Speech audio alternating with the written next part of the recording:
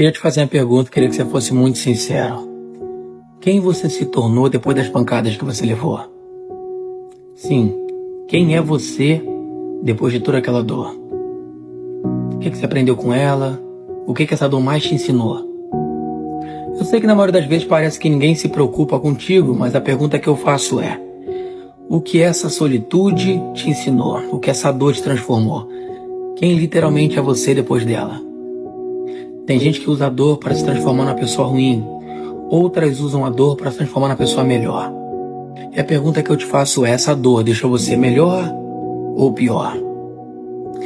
Se você usa a dor para se transformar na pessoa pior, você se tornou pior do que a pessoa que deixou você assim. Se você usa a dor para se fortalecer, então você aprendeu o sentido da vida. Dores vêm para te ensinar. A todo momento, a todo vapor. Por isso eu te pergunto: quem você é depois da dor?